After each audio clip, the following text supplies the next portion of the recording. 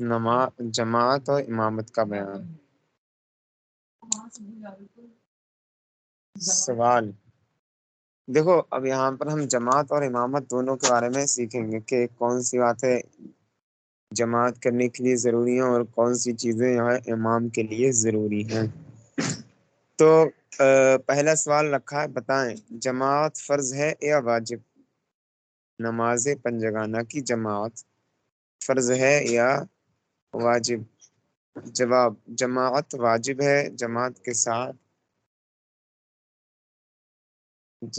फर्ज है, जमात वाजिब है। जमात के साथ नमाज पढ़ने से 27 नमाजों का सवाब मिलता है। ठीक है, यानी ये वाजिब चीज है। वाजिब का मतलब ये होता है कि ये हुक्म अल्लाह की तरफ से आया है, लेकिन रसूल के वास्ते से आया। मतलब ये डायरेक्टली अल्लाह ताला ने नमाज कुरान पाक में फरमाया, वो तो फर्ज हो जाता है, अकीमुस्सलाह, नमाज कायम करो। फिर जमात के ताल्लुक से ऐसा कुछ डायरेक्ट हुक्म आया नहीं कुरान पाक में, तो वो फर्ज नहीं हुआ, यानी वाजिब हो गया। रसूल पाक सल्लल्लाहु अलैहि वसल्लम के वास्ते से वाजिब फरमाया। 27 नमाजों का सवाब मिलता है। बगैर उज्र एक बार भी छोड़ने वाला गुनहगार और छोड़ने की आदत कर लेने वाला फासिक है। यानी एक बार भी अगर किसी बिला वजह छोड़ दिया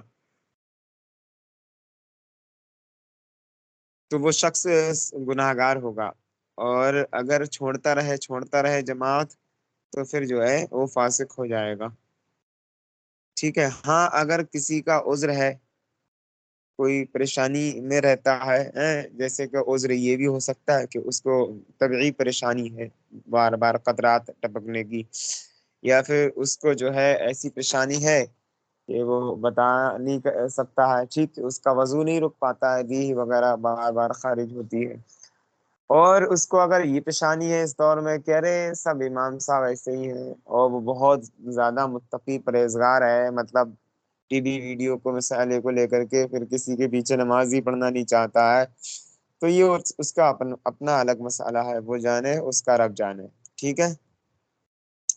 सवाल, जमात छोड़ने की उज्र क्या क्या है, बताएं किन वजह से जमात छोड़ सकते हैं। जवाब, अंधा है शख्स तो वो जमात छोड़ सकता है। अपाहिज है वो भी नमाज जमात छोड़ सकता है, नमाज नहीं जमात घर पे अदा करे, जहाँ है वहीं अदा करे। इतना बूढ़ा है कि मस्जिद तक जा ही नहीं सकता है, आजिज है जाने से, तो भी जमात का हुक्म उसके ऊपर से उड़ जा रहा है। सख्त बारिश हो रही है या शदीद कीचड़ का हायल हो रहा है, तो इन सूरतों में जमात उसके ऊपर से साकित हो जाती है। आगे देखो, आंधी या सख्त अंधेरी या सख्त सर्दी, ये सब वगैरह पाए जाए उज्र, तो अलग बात है। पाखाना है सख्ती के साथ लगा हुआ है, जमात खड़ी हो रही है, तो पहले टॉयलेट में जाए, उसके बाद जो है मस्जिद में। ठीक है, मस्जिद के कह रहे हैं ये जो पाखाना है या फिर पेशाब है, ये शदीद किस्म की हाजत लगी हो, तब जमात छोड़ सकते हैं। अब बहुत सारे लोग तो ऐसा करते हैं कि मतलब जो है शदीद शिद्दत से लगी हुई होती है पाखाना पेशाब, लेकिन सोचते हैं ला नमाज पढ़ लेते हैं, उस सूरत में नमाज पढ़ना मकरूह है। अरे यार, अगला सवाल किया इमामत का, सबसे ज्यादा हकदार कौन है। हकदार मतलब किसका हक ज्यादा बन रहा है कि वो इमामत करे। ठीक है, अब देखें, आजकल ये अवाम ऐसे जाहिलों को इमाम बना रही है, अल्लाह अल्लाह, क्या बताया जाए कि मतलब मामला बिल्कुल खराब है। और इमाम होना कौन चाहिए। इमाम तो ऐसा शख्स होना चाहिए कि जो वहां हाजरीन है उनमें सबसे ज्यादा अफजल हो। और आज के दौर में पता है, अवाम में सबसे ज्यादा रजील इमाम ही होता है अपने अखलाक और आदात को लेकर के। तो मतलब ये अवाम ही ऐसी है, तो क्या है, उस पर इमाम भी ऐसे ही मुसल्लत होंगे। हम्म, अगर तू ठीक, तेरी से सोच अगर ठीक होती, तो तेरे ऊपर जो है इमाम भी बहुत अच्छे होते। लेकिन तेरी सोच ही है कि 8,000 में रख लो, 4,000 में रख लो, 2000 میں امام آ جائے گا، تو پھر جب سوچ ہے ایسی تو پھر امام بھی ایسی رکھ، ایسی ملیں گے۔ کہا امامت کا سب سے زیادہ حقدار یہ لوگ ہیں، امامت کا سب سے زیادہ حقدار وہ شخص ہے جو نماز اور طہارت ان کے احکام سب سے زیادہ جانتا ہو، اور وہ عالم ہی ہوگا۔ ایسا بھی میں نے دیکھا ہے، پیچھے پڑھنے والے زبردست جانکار ہوتے ہیں نماز و طہارت کے مسائل کو لے کر کے، اور امام اس سے زیادہ چوپٹ ہوتا ہے، لیکن پھر بھی اسی کو امام بنائے ہوئے ہوتے ہیں۔ لیکن کیا کیا جائے، کچھ نہیں کر سکتے ہیں، یہ سب فتنے فساد کا دور ہے۔ کہہ رہے ہیں پھر وہ شخص سب سے زیادہ حقدار ہے جو تجوید یعنی علم قرات کا ماہر ہو، زیادہ جانکار ہو۔ اگر کئی شخص ان باتوں میں برابر ہوں تو وہ شخص زیادہ حقدار ہے جو زیادہ متقی ہو، اور اگر اس میں بھی سب لوگ برابر ہو جائیں تو زیادہ عمر والا، پھر اس کے اخلاق زیادہ اچھے ہوں، وہ شخص پھر تہجد گزار۔ غرض یہ کہ چند آدمی اگر برابر ہوں تو ان میں سے جو شرعی ترجیحات رکھ رہا ہو وہی زیادہ حقدار ہوگا۔ اگلا سوال کیا، کن لوگوں کو امام بنانا گناہ ہے، بتائیں۔ اللہ اکبر، اب دیکھیں اس میں بات کھلے گی، سامنے آئے گی۔ جواب، فاسق مولد، کھلے عام بھائی صاحب موبائل چلا رہا ہے، فیس بک پر ریل دیکھ رہا ہے مقتدیوں کے سامنے، ریل سے وہ جو گناہ عظیم ہیں، جرم کثیر ہیں، وہ ریل سے مقتدیوں کے سامنے دیکھ رہا ہے اور نماز پڑھا رہا ہے۔ یہ کس فسق کا اعلان کر رہا ہے؟ کیا تیرے اوپر فسق کم تھا کہ جو مقتدیوں میں مطلب ریلز دیکھ دیکھ کے گناہ بڑھا رہا ہے؟ تجھے اتنا بھی لحاظ نہیں کہ بتاؤ تو یہ گناہ کر رہا ہے، یہ کھلے عام ہو رہا ہے، یہ اعلانیہ فسق کر رہا ہے تمہیں، تو مطلب یہ فاسق مومن ہو جاتا ہے۔ ریلز کھلے عام دیکھنے والا فاسق مومن ہو جاتا ہے۔ جو فیس بک کی ریلز ہے نا، جو 10 4 لوگوں کے بیچ میں اگر دیکھے اس کو اور دیکھتا ہی رہے اس کو، تو وہ کیونکہ ریلز میں مطلب جو ہے بتاتے ہیں کہ کھلے عام بے حیائی ہوتی ہے، مطلب ایسی بے حیائی کہ جس کا تصور بھی دماغ میں نہیں آ سکتا ہے، ایک صاف اور اچھے دماغ میں نہیں آ سکتا ہے۔ تو کہہ رہا فاسق مومن کی امامت کو امام بنانا گناہ کبیرہ ہے، وہ گناہ ہے، ٹھیک ہے۔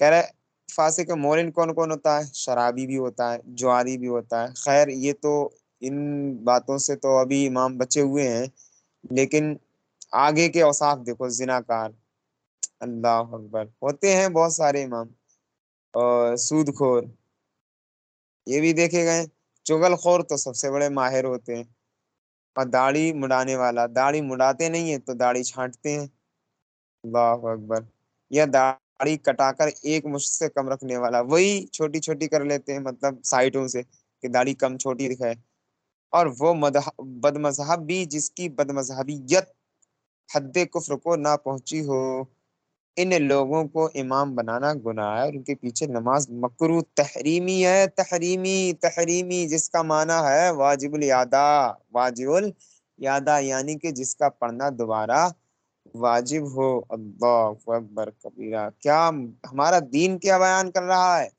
اور یہ آج عوام اور ہماری قوم جا کہاں رہی ہے، یہ کر کیا رہی ہے آخر، اس کو ہو کیا گیا ہے، کچھ سمجھ میں نہیں آ رہا ہے۔ یہ سب دین کو ایسے بالائے طاق ڈالے پڑے ہیں جس کا مطلب اندازہ نہیں کیا جا سکتا ہے۔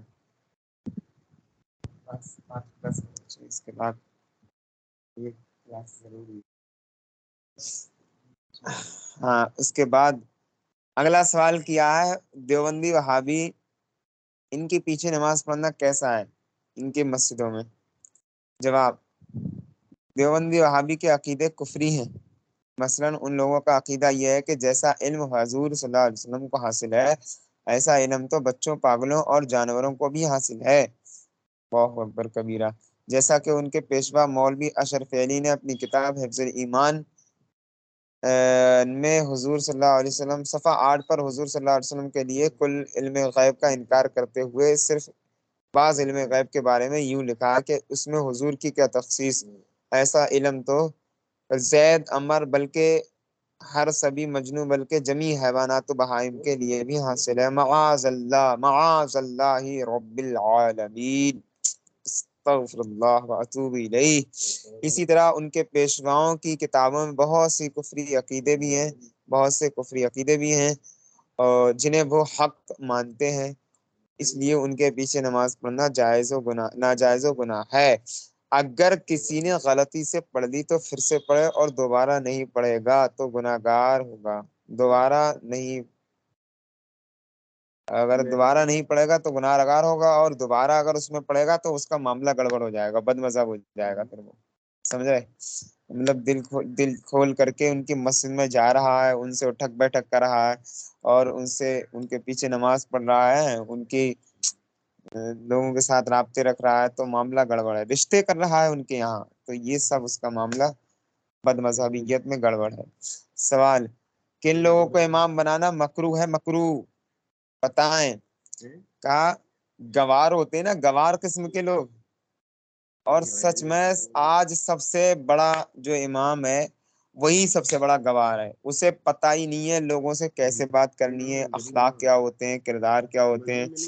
جتنا بڑا جاہل ہے اتنا بڑا امامت کے درجے پر فائز ہے، اور یہ قوم بھی اتنی چوپٹ ہو چکی ہے، مطلب کچھ کہا نہیں جا سکتا ہے، اتنے زیادہ معاملات خراب ہو گئے۔ میرا تو ماننا یہ ہے کہ ہر مسجد میں انوار شریعت کا درس ہونا چاہیے، اور یہ نماز کے مسائل ضرور ہونے چاہیے، کم سے کم یہ بورہوں کو یہ تو پتا چلے کہ دین ہے کیا، اور ہم نے سمجھ کیا رکھا ہے، منمانی کر رہے ہیں۔ تو یہ جو ہے نا پتہ ہی نہیں ہے کس کو امام بنا رہے، جو گوار ہے، جو 2 روپے پہ جھڑ جاتا ہے، 100 ڈیڑھ ایک ہزار پہ جو ہے عوام سے الجھ جاتا ہے کہ تم نے 1,000 روپے کم دیے، تم نے 1500، تم نے 500 روپے کیوں کم کر لیے، اتنی قلیل سی مطلب جو ہے مالیت پر جھگڑ رہا ہے، تو وہ کتنا بڑا گوار ہوگا۔ گوار اسی کو کہتے ہیں جس کو کوئی بھی اہلیت نہ ہو۔ اچھا، تو اب کہا ہے جواب: گوار کو امام بنانا مکروہ ہے، مکروہ۔ مکروہ کا مطلب آپ سمجھتے ہی ہوں گے، یعنی شریعت کو ناپسند ہے، اور جو کام شریعت کو ہی ناپسند ہے تو پھر وہ تمہارے مطلب جو ہے ہم سب کو کیسے پسند ہو سکتا ہے، ایک طبیعت سلیم کو کیسے پسند ہو سکتا ہے؟ اچھا، ہمارے بارے میں اس کا مطلب شریعت صحیح معاملات نہیں رکھ رہی ہے، کیونکہ اسے پسند ہی نہیں ہے۔ اچھا، اب دوسرے نمبر پہ آتا ہے اندھا، اندھے شخص کو امام بنانا مکروہ ہے۔ ولد الزنا، جو زنا سے لڑکا پیدا ہوا ہے اس کو بھی، زنا سے لڑکا پیدا ہوا یعنی جو ایسے مرد عورت کہ جن کی شادی نہ ہوئی ہو اور انہوں نے ہم بستری کی ہو، پھر اس سے بچہ جو پیدا ہوگا وہ بچہ ولد الزنا کہلائے گا۔ اب اس میں بچے کا تو کوئی دوش نہیں ہے، لیکن چونکہ ان کے ماں باپ کا کردار اس میں غلط ہے، اسی وجہ سے چونکہ ماں باپ کا کردار، ماں باپ کی نسبت، ماں باپ کا نسب ہے نا، اسی وجہ سے اس کو امام نہیں بنا سکتے ہیں، مکروہ ہے، مکروہ۔ اگرچہ ولد الزنا لڑکا جو ہے کتنا بھی شریف ہو، ہاں عالم ہو گیا ہے پھر اس کی بات الگ ہے، ٹھیک ہے۔ امرد لڑکا ہے، امرد، امرد کا مطلب کہ وہ لڑکا کہ جس کی طرف دل لڑکیوں کی طرف مائل ہوتا، لڑکیوں کی طرح مائل ہوتا ہو، وہ امرد کہلاتا ہے، ٹھیک ہے۔ اب وہ داڑھی والا بھی ہو سکتا ہے اور بغیر داڑھی کے بھی ہو سکتا ہے، یہ میں نے ڈیفینیشن آپ کو بہت زمانے کے حساب سے بہت زبردست طریقے سے بتا دی ہے، ورنہ امرد عام طور سے وہ لڑکا کہلاتا ہے جس کی داڑھی نہیں ہو۔ تو داڑھی نہیں ہو تو عام طور سے نابالغ لوگ ہی ہوتے ہیں، ٹھیک، اور نابالغ امامت کر نہیں سکتا ہے، اسی لیے میں نے وہ تعریف کی ہے کہ جو امامت کر رہا ہو لیکن لڑکیوں کی طرح جیسے دل مائل ہوتے ہیں، لڑکیوں کی طرف جیسے دل مائل ہوتے ہیں، تو ایسے ہی جو ہے لڑکوں کی طرف اگر دل مائل ہو رہا ہے تو وہ لڑکا جو ہے امرد کہلاتا ہے، ٹھیک ہے۔ اس کو امام نہیں بنا سکتے کیونکہ معاملہ خراب ہو جائے گا اس میں، اور بار بار دل کا جو ہے دل میں تصورات باطن آئیں گے، اس وجہ سے اس کو امام بنانا مکروہ ہے۔ فالج کی بیماری والے انسان کو بھی نہیں بنا سکتے، برس والے انسان کا برس ظاہر ہو رہا ہو تو بھی معاملہ گڑبڑ ہے کیونکہ مکروہ ہو جاتا ہے۔ ان سب کو امام بنانا تنزیہی ہے، تنزیہی کراہت اس وقت ہے جبکہ جماعت میں اور کوئی ان سے بہتر نہ ہو، ان سے بہتر ہو، اور اگر یہی مستحق امامت ہے، مثلا یہ امام ہیں یا پھر یہی لوگ جو ہے عالم وغیرہ ہیں، یا باقی سب لوگ جاہل ہیں، یا پھر باقی سب لوگ داڑھی مڈانے والے ہیں اور یہ باشرہ ہیں، ان میں سے کوئی ایک، تو کہہ رہے ہیں اب بنا سکتے ہیں، تو کوئی حرج نہیں، کوئی کراہت نہیں۔ اور اندھے کی امامت میں تو خفیف کراہت ہے، خفیف کراہت مطلب خفیف مطلب تھوڑی کراہت ہے، ٹھیک، اندھے کی امامت میں دونوں صورتوں میں تھوڑی سی۔ نماز کو فاسد کر دینے والی چیزیں، سوال کن چیزوں سے نماز ختم فاسد ہو جاتی ہے؟ فاسد کا مطلب ختم ہو جاتی ہے۔ جواب، کلام کرنے سے، خواہ عمدن ہو یا خطن ہو یا سہون ہو، تینوں کی مثال اس سے سمجھے۔ کلام یعنی بات کرنے سے، نماز میں اگر کوئی بات کی تو نماز ختم ہو جائے گی۔ اب وہ بات عمدن کی ہو، عمدن کا مطلب جان کر کے کی ہو، کہ پتہ ہے نماز میں پھر بھی بات کی ہے۔ خطأن کی ہو، خطأن کا مطلب جو ہے خطا سے ہو گئی ہو، مثلا اللہ اکبر کہنے جا رہا تھا لیکن کہہ دیا زید ادھر آؤ، اللہ اکبر کہنے جا رہا تھا لیکن زبان سے یہ نکل گیا زید ادھر آؤ، یا زبان سے یہ نکل گیا غلطی سے امی ابھی آ رہا ہوں، یا پھر والد صاحب، یعنی کچھ بھی ایسا، یعنی نماز پڑھ رہا تھا اور کسی نے کہا کہ بکر کتاب کہاں رکھی ہے، تو اس نے کہہ دیا ٹیبل کے اوپر نماز کے دوران، تو یہ خطا ہے، مطلب غلطی سے ہو گیا، اسے پتا تو تھا ہم نماز میں لیکن وہ کہنا نہیں چاہ رہا تھا یہ، لیکن اس اچانک سے اس کے منہ سے نکل گیا، ٹھیک ہے، یا کچھ اور کہنا چاہ رہا تھا، تو یہ ہوتا ہے خطا۔ اور صاحب بھول ہی گیا نماز میں ہے کہاں ہے، اسے کچھ پتہ ہی نہیں چل رہا، اللہ والا بن گیا، تو یہ صاحب ہے، ٹھیک ہے۔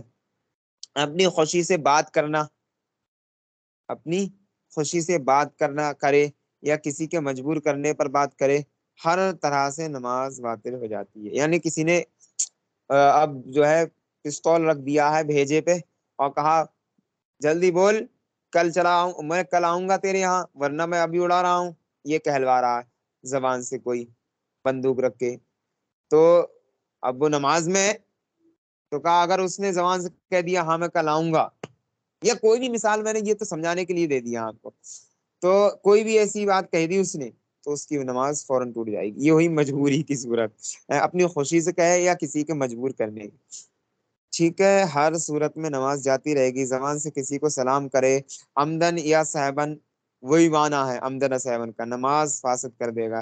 اسی طرح سے زبان سے سلام کا جواب دے نماز کو فاسد کر دیتا ہے۔ نماز پڑھ رہا تھا، اس کے خالو یا ماما یا خالہ یا نانا کوئی بھی آئے، نانی، اب انہوں نے سلام یا پھر جو کچھ بھی کیا، اسے پتہ چل گیا نانا آئے، اس نے فوراً زبان سے نکالا السلام علیکم، نماز کے دوران ہی اس نے کہہ دیا، ہوتا ہے نا کبھی کبھار ایسا، تو کہا اب اگر اس نے ایسا کہہ دیا یا پھر جواب دے دیا کسی اپنے جو ہے بھتیجے بھانجے کا، تو پھر اب اس صورت میں نماز جاتی رہی۔ کسی کو چھینک آئی، جواب میں یرحمک اللہ کہا یا بری خبر سن کر انا للہ و انا الیہ راجعون کہا، تو ان سب صورتوں میں نماز جاتی رہے گی۔ لیکن اگر خود اس کو چھینک آئی تو حکم یہ کہ سکوت کرے، اور اگر الحمدللہ کہہ لیا نا تو بھی نماز میں کوئی حرج نہیں، کیونکہ الحمدللہ تو جو ہے اس کا قرآن پاک کا ہی لفظ ہے نا، اس لیے کہہ رہے ہیں نماز ہوتا ہے نا، نماز پڑھنے والے نے امام کے سوا اور دوسرے کا لقمہ لیا تو نماز ختم ہو جائے گی۔ یعنی نماز پڑھ رہا تھا اور کر رکو نہیں کیا ڈائریکٹلی، اس کے بعد کیا بولتے ہیں قرات کرنے کے بعد ڈائریکٹلی رکو سجدے میں جا رہا تھا، اب کوئی پاس میں ہی کھڑا تھا یا بیٹھا تھا کرسی پہ، کہہ رہے انہوں نے رکو تو کیا ہی نہیں، تب اس نے سنا نمازی نے کہا رہے ہاں یار رکو نہیں کیا میں نے، فوراً وہ سجدے میں جا نہیں رہا تھا ابھی، مطلب آدھے ہی سجدے میں پہنچ پایا تھا، ابھی راستے میں ہی تھا، تو فوراً رکو میں پہنچ گیا، مطلب رکو میں جھک گیا، تو اب اس نے دوسرے کی بات کو مانا ہے، دوسرے کی لقمے کو مانا ہے جو اس کا امام نہیں ہے، فوراً نماز ٹوٹ جائے گی، ایسا فوراً جیسا ہی کرے گا ویسے ہی نماز اس کی ٹوٹ جائے گی، ٹھیک ہے۔ اس طرح اپنے مقتدی کے علاوہ دوسرے کا لقمہ لیا کہ نماز فاسد ہو جائے گی، اور غلط لقمہ دینے والے، ہاں یہ تو ہے امام کے سوا دوسرے کا لقمہ لیا، اسی طرح اپنے مقتدی کے سوا کسی دوسرے کا لقمہ لے لیا، نماز کو ختم کر دے گا۔ امام صاحب نماز پڑھا رہے تھے انہوں نے بھی یہی مسئلہ پڑ گیا انہیں، اب کسی نے باہر جو نماز میں نہیں تھا وہ کہہ رہے یار امام صاحب اتنی جلدی کر رہے ہیں یار، بتاؤ رکوع صحیح سے کر ہی نہیں رہے، یا رکوع انہوں نے ایک کیا ہی نہیں، تو اگر اس کا لقمہ امام صاحب نے لے لیا تو سب کی نماز ٹوٹ جائے گی، سب کی۔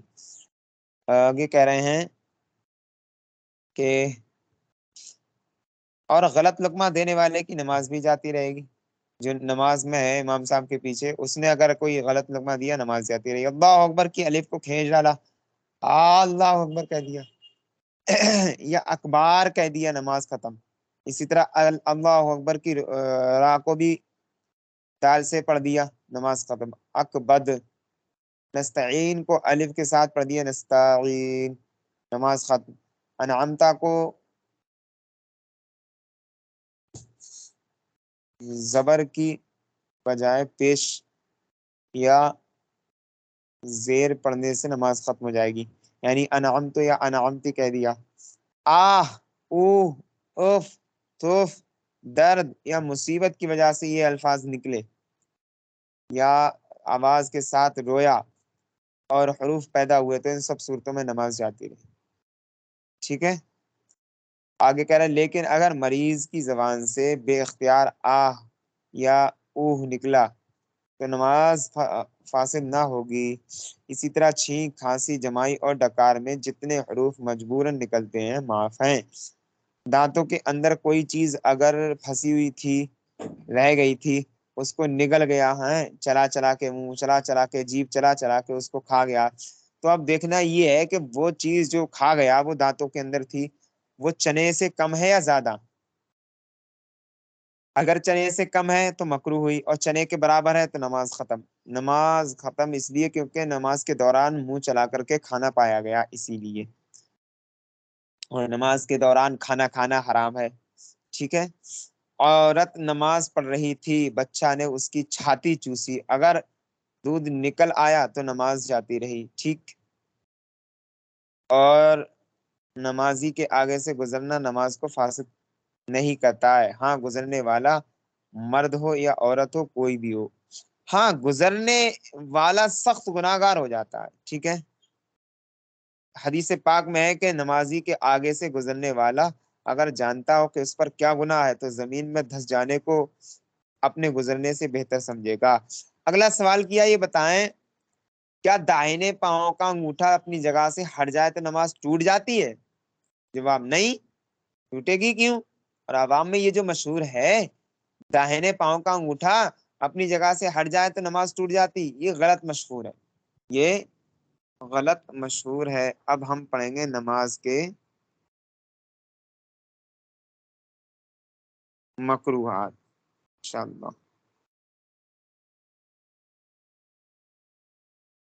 امید کرتا ہوں سبق سمجھ میں آیا ہوگا، کسی کو اور کوئی سوال ہو تو وہ